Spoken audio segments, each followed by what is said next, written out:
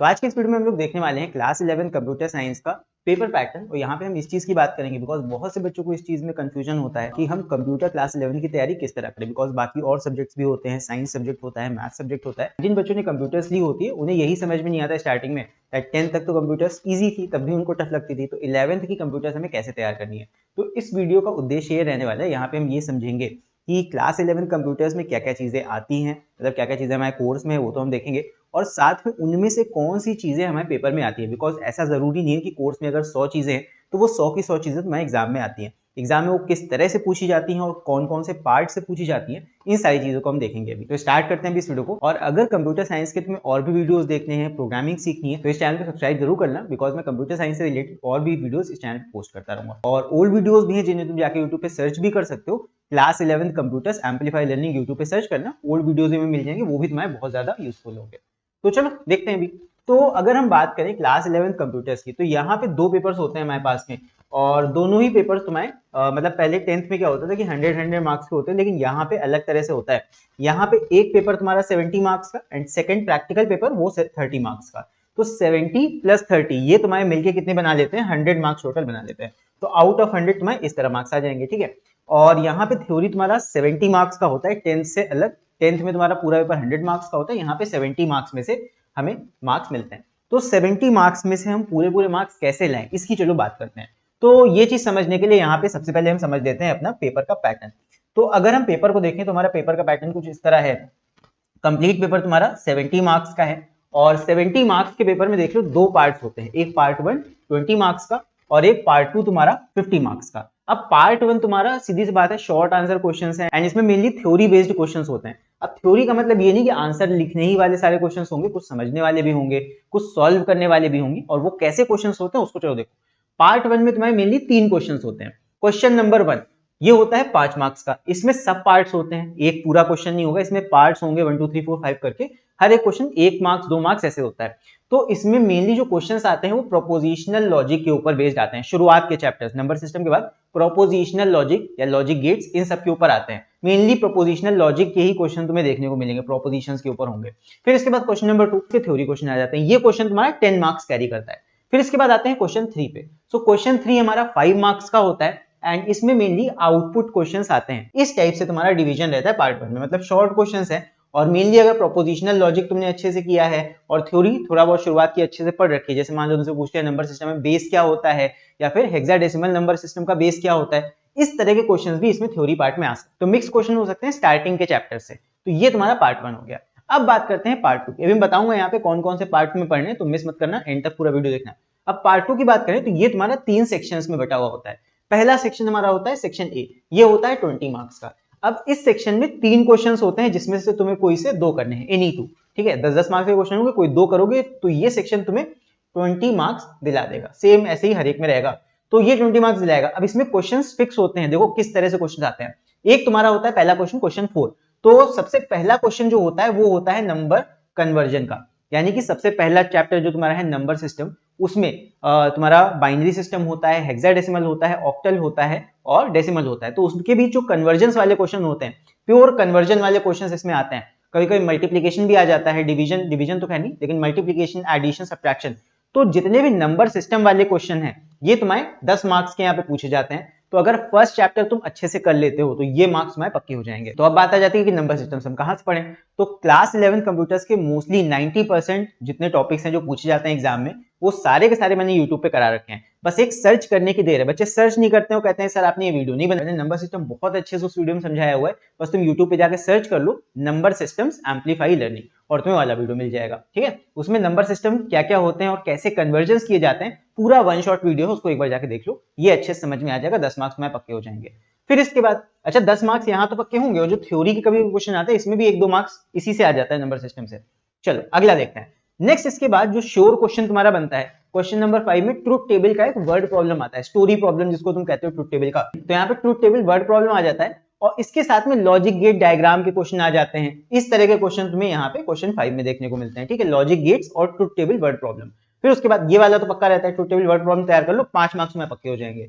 फिर इसके बाद क्वेश्चन 6 की बात करते हैं। तो क्वेश्चन 6 में तुम्हारा हार्डवेयर, जो तुम्हारा full adder, half adder 11th में जो है ये आता है, एक हार्डवेयर आएगा कोई सा, और इसके अलावा लॉजिक डायग्राम बनाने के लिए आता है, सर्किट डायग्राम बनाने के लिए आ जाएगा, या सर्किट डायग्राम दे रखा होगा उससे तुम्हें एक्सप्रेशन बना के लिखना होगा। इस तरह के क्वेश्चन भी यहाँ पे आते हैं। तो सबके ऊपर वीडियोस ऑलरेडी हैं, तुम प्रोपोजिशनल लॉजिक जाके यूट्यूब पे सर्च कर सकते हो, बस यूट्यूब सर्च में जाके टॉपिक का नाम टाइप कर देना और आगे लिख देना एम्पलीफाई लर्निंग, इन सभी के ऊपर तुम्हें वीडियोस मिल जाएंगे। चलो आगे देखते हैं।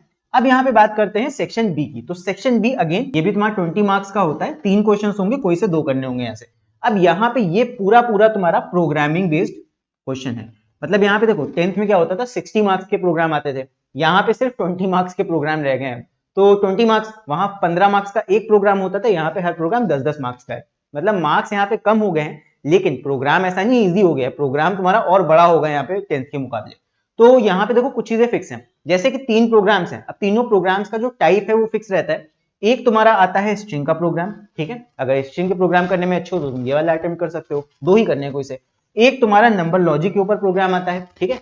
रिकर्जन का प्रोग्राम नहीं आएगा पूरा पूरा, ये बात याद रखना, रिकर्जन 11th क्लास में पूरा पूरा प्रोग्राम नहीं आता है, रिकर्जन का प्रोग्राम आता है क्लास 12th में। 11th में सिर्फ तुम्हारा स्ट्रिंग का प्रोग्राम आएगा, एक सिंपल नंबर सिस्टम का मतलब नंबर लॉजिक बनाने का प्रोग्राम आएगा, और इसके अलावा थर्ड प्रोग्राम तुम्हारा जो होता है 2D एरे के ऊपर होता है। एरे का तो होगा, लेकिन 1D एरे सिंपल हो जाता है, इसलिए 2D एरे का तुम्हें प्रोग्राम देते हैं। हाँ, हो सकता है कभी कभी 2D एरे में से सॉर्टिंग करने के लिए कह देते तो उससे तुम्हें 1D में चेंज करके सॉर्टिंग करनी पड़ सकती है, तो ये थोड़ा सा टफ हो सकता है। बाकी तुम देख लो, जो तुम्हें इजी लगे, वो तुम्हारे ऊपर है कि तुम्हें स्ट्रिंग का प्रोग्राम करना इजी लगता है, नंबर लॉजिक बनाना इजी लगता है, या फिर 2D एरे का प्रोग्राम इजी लगता है। तो तीनों तुम तैयार कर सकते हो, इसमें से कोई से 2 तुम्हें करने होंगे। और इसमें देखो 10 मार्क्स का प्रोग्राम है, तो अगर प्रोग्राम ही तुम सही से लिख दोगे, इसमें VDT बनाने की जरूरत नहीं है जैसे 10 में बनाते थे, कुछ बनाने की जरूरत नहीं है, सिर्फ प्रोग्राम सही से लिख दो, पूरा पूरा 10 मार्क्स तुम्हें इसमें मिल जाएगा, ठीक है। फिर आते हैं सेक्शन सी पे। अब सेक्शन सी तुम्हारा ये जो है, ये तुम्हारा होता है कितने मार्क्स का, 10 मार्क्स का। सारे के सारे 20 मार्क्स के थे, ये तुम्हारा इकलौता 10 मार्क्स का है। क्वेश्चन यहाँ पे भी 3 है और करने सिर्फ 2 हैं। अब यहाँ के क्वेश्चन 10-10 मार्क्स के नहीं, यहाँ के क्वेश्चन 5-5 मार्क्स के हैं, ये भी फिक्स होते हैं। देखो एक इसमें से आता है तुम्हारा रिकर्जन का कोड लिखने के लिए। रिकर्जन का 11th क्लास में पूरा प्रोग्राम लिखने के लिए नहीं आता है। रिकर्जन का यहाँ पे सिर्फ एक फंक्शन लिखने के लिए आएगा, पूरा पूरा प्रोग्राम लिखने के लिए नहीं आएगा। 5 मार्क्स में कंप्लीट प्रोग्राम तो लिखना नहीं होगा, बस एक कोड छोटा सा हिस्सा लिखने के लिए कहेगा, सिर्फ तुम्हें रिकर्सिव फंक्शन बनाने के लिए कह देगा, बस यही है, ये फिक्स रहता है, आता है। फिर इसके बाद अगला क्वेश्चन डेटा हैंडलिंग के ऊपर आता है, यानी कि फाइल हैंडलिंग जो तुम्हारा होता है, एक टेक्स्ट फाइल होती है, एक बाइनरी फाइल होती है, एंड इसमें भी कंप्लीट प्रोग्राम नहीं आएगा, नॉट कंप्लीट प्रोग्राम, बिकॉज ये भी 5 मार्क्स में पूछा जाता है। तो 5 मार्क्स में पूरा एक पेज का प्रोग्राम तो कहेगा नहीं, इसमें एक फंक्शन बनाने के लिए कह देगा, write a function to read a file, file में तुमको बता देगा ये डेटा एंट्रीज है, तो उसको तुम अपने प्रोग्राम में रीड कैसे करोगे, इसका फंक्शन लिख के दिखाओ, इस टाइप से ये आता है। और फाइल हैंडलिंग के ऊपर कंप्लीट मैंने कोड कैसे लिखा जाता है वो बताया हुआ है, वो तुम जाके वीडियो सर्च करके देख सकते हो, file handling amplify learning search करना मिल जाएगा तुम्हें, और उसमें कंप्लीट प्रोग्राम मैंने बताए हैं। अगर कंप्लीट प्रोग्राम तुमको समझ में आ जाएगा तो उसका एक हिस्सा, एक फंक्शन तो तुम लिख ही लोगे अलग से, ठीक है। बाकी अगर ना समझ में आए तो मुझे कमेंट करके जरूर से बताना, तुम लोग कमेंट करोगे तभी मुझे पता लगेगा कि तुम लोग को कौन से टॉपिक में ज्यादा प्रॉब्लम होती है, उन टॉपिक्स के ऊपर मैं और भी नए वीडियोस लेके आऊंगा, ठीक है। तो कमेंट जरूर करा करो वीडियो पे। चलो नेक्स्ट, इसके बाद थ्योरी क्वेश्चंस। अब थ्योरी क्वेश्चन ये जो तुम्हारे हैं, जो लास्ट के एकदम चैप्टर्स हैं, थ्योरी बेस्ड चैप्टर, ये सारे जो तुम्हारे क्वेश्चंस हैं, ये क्वेश्चन नंबर 12 में, यानी कि थ्योरी क्वेश्चंस में पूछे जाते हैं 5 मार्क्स में। अब तुम्हारी चॉइस है, इनमें से कोई से भी तुम्हें 2 करने हैं। तो इस तरह तुम स्ट्रैटेजी वाइज प्लानिंग कर सकते हो। मैं यहाँ से हट जाता हूँ, तुम चाहे तो इस पेज का स्क्रीनशॉट ले लो, क्वेश्चंस के टाइप्स होते हैं, ये समझ लो अच्छे से, और इसी के हिसाब से तुम्हें तैयारी करनी है, right. So I hope paper का पैटर्न तुम लोग को अच्छे से समझ में आया होगा। अब हम देखते हैं कि पूरे सिलेबस में हमें किस किस टॉपिक को अच्छे से तैयार करना है, ताकि यहाँ पे हम ज्यादा से ज्यादा मार्क्स स्कोर कर सकें। शुरुआत से शुरू करते हैं। सबसे पहले बात करते हैं प्रोपोजिशनल लॉजिक। सबसे पहले नंबर सिस्टम होता है, तो नंबर सिस्टम देख लो। नंबर सिस्टम के मैंने बताया था 10 मार्क्स के क्वेश्चन आते हैं, और 10 मार्क्स के अलावा 2 मार्क्स के थ्योरी बेस्ड क्वेश्चन भी आ सकते हैं। तो लगभग 10 से 12 मार्क्स तुम्हारा, 10 मार्क्स तो पक्का है, नंबर सिस्टम से कवर होता है। पहला क्वेश्चन यही है, नंबर सिस्टम का थ्योरी 1-2 मार्क्स में पूछ लेगा, और 10 मार्क्स के pure conversion, addition, subtraction, multiplication, ये सब आते हैं शॉर्ट शॉर्ट। तो इसको तैयार करना, इसको छोड़ के अगर जाओ 10 मार्क्स तो तुम्हारे पे चले ही जाएंगे, तो इसको तैयार कर लो, 10 मार्क्स जेब में आ गए।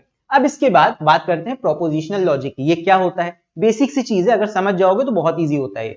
प्रोपोजिशनल लॉजिक और बूलियन अलजेब्रा, इन दोनों ही चीजों के ऊपर वीडियोस हैं, यूट्यूब पे जाके बस सर्च कर लो, देख लो, तुम्हें समझ में आ जाएगा। इसका लगभग 5 से 7 मार्क्स तक का तुम्हारा पेपर में वेटेज होता है, ज्यादा भी हो सकता है, बट मिनिमम इतना तो आता ही आता है। फिर इसके बाद बात करते हैं आउटपुट क्वेश्चंस की। अब आउटपुट क्वेश्चंस तुम्हारा जावा के आउटपुट क्वेश्चंस होंगे, सीधी सी बात है। तो सिंपल आउटपुट होते हैं, लूप बेस्ड आउटपुट हो सकते हैं, फंक्शन दिया होगा और उसमें कहेगा बताओ इसका आउटपुट क्या आएगा, ठीक है। तो ये लगभग तुम्हारा 5 मार्क्स का आउटपुट आता है। ज्यादा भी आ सकते हैं बट मैं मिनिमम मार्क्स बता रहा हूं कि इतना तो आता ही आता है। फिर इसके बाद ट्रुथ टेबल का word problem plus logic gate से क्वेश्चन। देखो truth table word problem 5 marks में आएगा, ठीक है। लॉजिक गेट्स के क्वेश्चन 3 मार्क्स के, और इसके अलावा इसी से रिलेटेड डायग्राम बनाने के क्वेश्चन भी 3 मार्क्स के आते हैं। तो कुल मिला के इतना पार्ट तुम्हारा ट्रुथ टेबल का वर्ड प्रॉब्लम और लॉजिक गेट से निकल आएगा। तो ये भी तुम्हें तैयार करके जानने हैं, इसके भी ऊपर वीडियो है। फिर आते हैं हार्डवेयर पे। फुल एडर क्या होता है, हाफ एडर क्या होता है, उसका डायग्राम, सर्किट डायग्राम बनाने के लिए आता है, ट्रुथ टेबल बनाने के लिए आता है, और उसी से एक्सप्रेशन डिराइव करना होता है जो तुम्हारा फुल एडर हाफ एडर का होता है।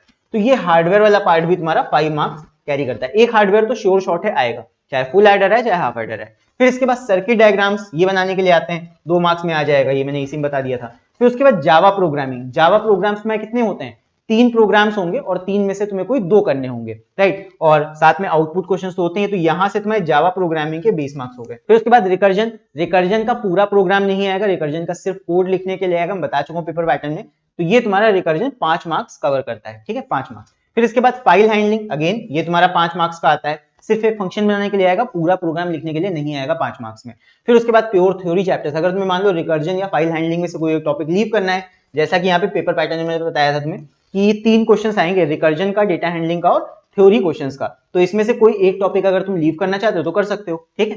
तो इन तीनों में से कोई से 2 पढ़ के चले जाओ, तब भी तुम्हारा काम हो जाएगा। सो इतने टॉपिक्स हैं, आई होप ये चीजें तुम्हें समझ में आई होंगी। अब बात आ जाती है कि ये क्लास 11 कंप्यूटर्स के टॉपिक्स हम पढ़ें कहां से। तो देखो 2 ऑप्शन है तुम्हारे पास। एक तो मैंने YouTube पे 90% सिलेबस ऑलरेडी अपलोड किया हुआ है कंप्यूटर्स का। बच्चे कहते हैं सर इसके ऊपर वीडियो बना दीजिए, बट तुम लोग सर्च करके देखा करो, सर्च नहीं करते हो तुम लोग। YouTube सर्च में बस टाइप करो, बहुत अच्छा फीचर दिया है YouTube ने, टाइप करना क्लास 11 कंप्यूटर एम्पलीफाई लर्निंग। ये सर्च करना डाल के तुम्हें एक प्लेलिस्ट मिल जाएगा क्लास 11 कंप्यूटर का। उसमें मैंने शुरू से आखिर तक के सब चीजों के वीडियोस डाले हुए हैं। हाँ, प्रोग्रामिंग का पार्ट अगर तुम्हें देखना है तो क्लास 10th के भी वीडियोस तुम जाके देख सकते हो, लेकिन जो तुम्हारा थ्योरी वाला पोर्शन है वो सारा का सारा मैंने यूट्यूब पे पोस्ट किया हुआ है। मोस्ट तुम्हें 90% चैप्टर्स यूट्यूब पे मिल जाएंगे, बस ये है वो उसमें एड्स आएंगे तो वो तुम्हें देखना पड़ेगा। और इसके अलावा एक और तरीका है इन चीजों को पढ़ने का, यहाँ पे तुम एम्पलीफाई लर्निंग ऐप को डाउनलोड कर सकते हो, या फिर हमारी वेबसाइट पे जा सकते हो amplifylearning.in। वहां पे भी तुम्हें क्लास 11 कंप्यूटर्स का कोर्स मिल जाता है, जहां पे तुम उन्हीं वीडियोस को प्लस एक्स्ट्रा वीडियोस को, कुछ वीडियोस सिर्फ कोर्स में अवेलेबल है, उन्हें तुम जाके देख सकते हो। वहां पे तुम्हें नोट्स भी मिल जाएंगे, और उन वीडियोस को तुम एड्स के बिना वहां पे एक जगह पे सारे स्ट्रक्चर्ड फॉर्मेट में लेसन वाइज देख सकते हो। तो अभी इसके बाद हम देख लेते हैं क्लास 11 कंप्यूटर्स का अपना कोर्स दिखा देता हूं मैं। अब यहाँ पे 2027 लिखा है, बट इसका मतलब ये नहीं कि 2027 के एग्जामिनेशन के लिए है, क्योंकि तुम क्लास 11th में हो।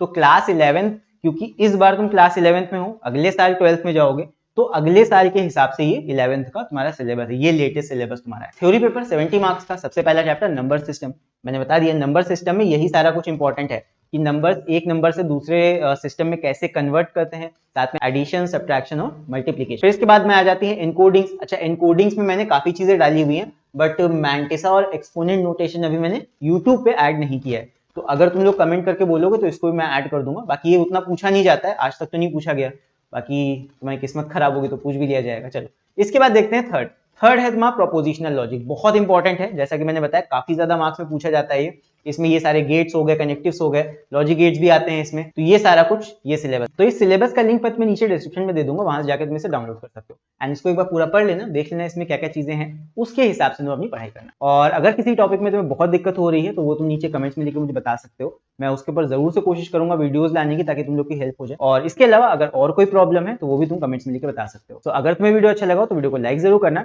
एंड ऐसे ही वीडियोस कंप्यूटर साइंस से रिलेटेड और भी कंटेंट देखना चाहते हो तो हमारे चैनल को सब्सक्राइब कर लो। फिलहाल के लिए इस वीडियो में इतना ही, एंड इसके बाद हम लोग मिलते हैं अगले वीडियो में।